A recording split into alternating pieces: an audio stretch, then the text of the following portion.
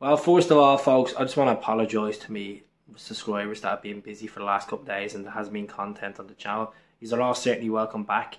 Keith here from Command the Hoop Celtic. If this is your first time viewing the channel, like and subscribe would be really appreciated. We're closing for 16,000 subs.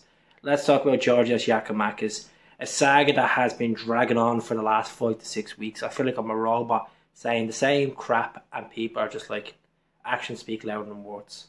And I completely agree with you. Fabrizio Romano always talks about transfers. He's been known for his transfers. And about 2 hours ago, he tweeted about Giakoumakis saying that he's travelled to Mexico, which where Atlanta United are having their pre-season training camp ahead of the MLS season, which kicks off in the next 4 weeks. Pen and paper, done and dusted. Medical is done. 4.3 million and a 3-year deal. For the Atlanta United fans that are watching this tonight or today, for them, it's a good deal for you. He's getting a good striker, solid striker. You know, good in the air, good at winning free kicks. You know, he scored some phenomenal goals for Celtic, 26 goals in 57 appearances, and we got him for 2.2 million. So Celtic have basically doubled the fee, and they've won back, which is fantastic. You know, at the end of the day, there's been a few players that went in January. You know, Josip Janovic went to Berlin.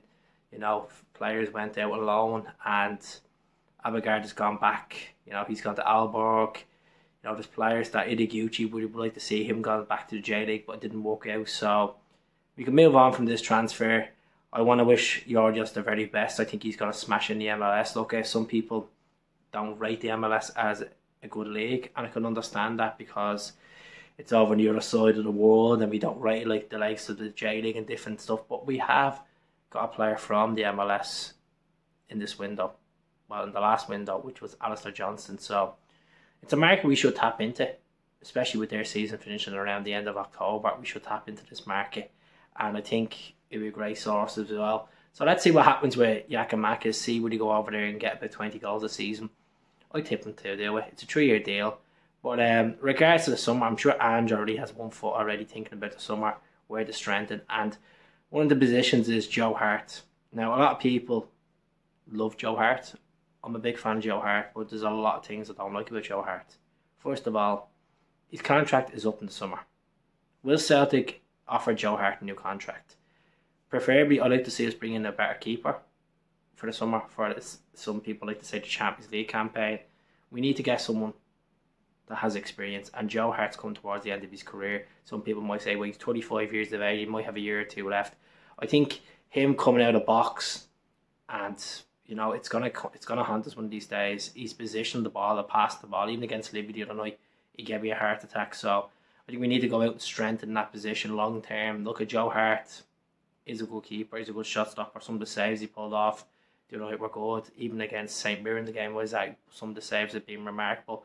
And he is he does show good leadership presence. But I think Joe Hart, even keeping him at the club for another year or two and getting a more established keeper in, I know people might say, well, that's hard one to get. I mean, someone that's younger, someone that we have a long-term project. These are all boasting about Ange being long-term. We need a long-term keeper. He came in as a quick fix for a rebuild season. Yes, he's helped us win the league and win a League Cup. And yes, we're sitting, you know, phenomenal points, 9 points ahead. Well, 6 points ahead in this video because Rangers won today.